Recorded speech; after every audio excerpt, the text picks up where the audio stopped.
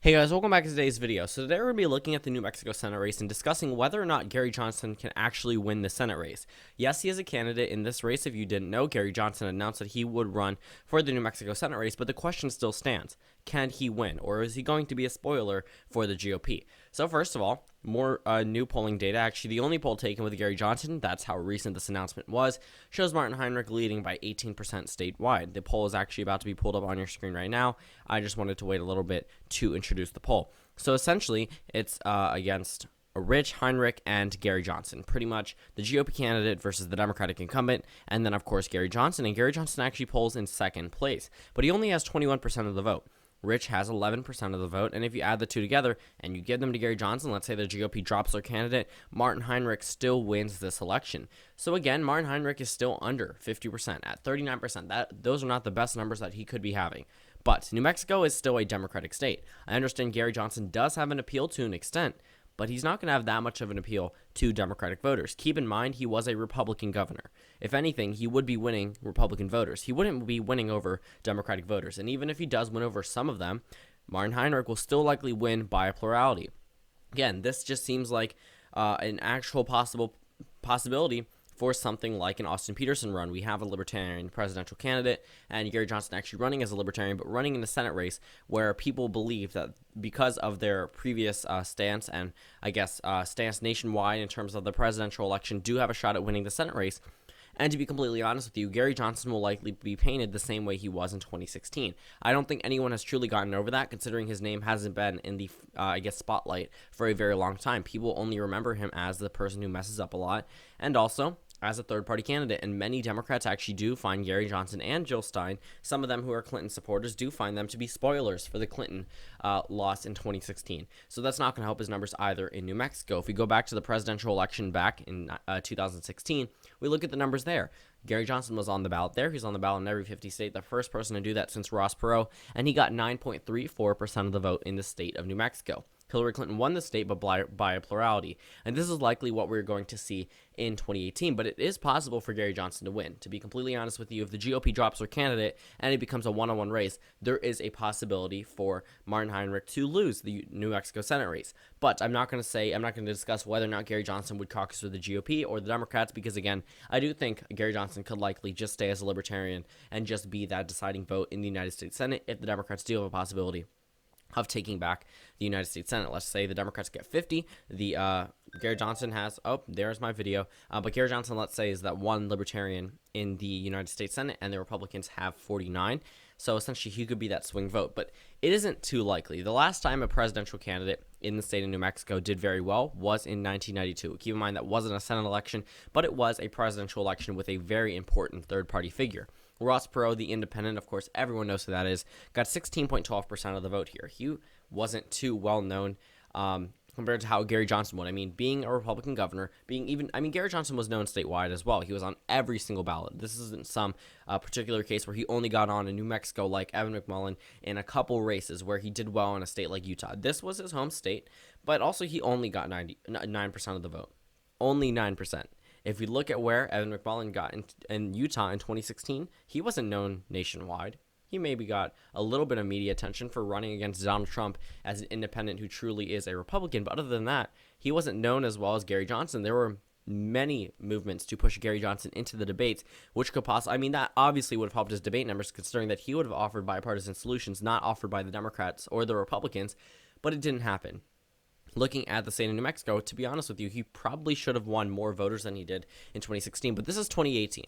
This is a Democratic wave year, and when you truly ask yourself, if Gary Johnson did not do super well in a Republican wave year, which was 2016 in terms of the presidential election, when it comes down to 2018, Martin Heinrich will still likely win by a plurality. Many libertarian supporters of Gary Johnson do think that Gary Johnson has a shot. I am not saying he doesn't have a shot, but with the GOP candidate still in the race, there will still be those diehard supporters that will never drop the GOP, no matter how, enthusiastic people are for another candidate. Even if half the party is voting for someone else and it's voting for Gary Johnson, they will still likely stay with that GOP candidate just because they are a Republican. And to be completely honest with you, this Republican doesn't look too kind about dropping out in this race either. If we look at previous elections where it became a one-on-one race, let's take example Kansas in 2014, the Democrats dropped out and threw their support to the independent Greg Orman, who's now actually running in 2018 in Kansas again. that election, it was a blowout for the GOP. They thought they were going to win because of polling numbers, but the independent and the Democratic Party did not win. They did not have a win there.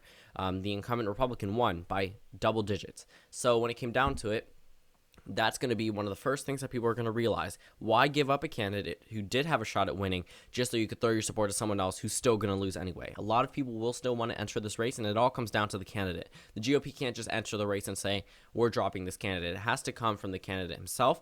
And when it comes down to the New Mexico Senate race, I don't necessarily think that he's going to be too lenient about dropping the race, especially if we look at the president's approval rating here. Right now, looking at the approval rating of the president, it doesn't look like anybody but a Democrat would win in New Mexico. At a negative 12% approval rating, those are not good numbers for the president, and it's not good numbers for Gary Johnson either, mainly because most of Gary Johnson voters would probably align with the right-wing side of our political spectrum compared to where the the Jill Stein type voters, obviously Hillary Clinton voters, more left-leaning. But when it came down to it, Gary Johnson voters are likely a little bit more right-wing. There obviously are some Democrats on the that voted for Gary Johnson in 2016.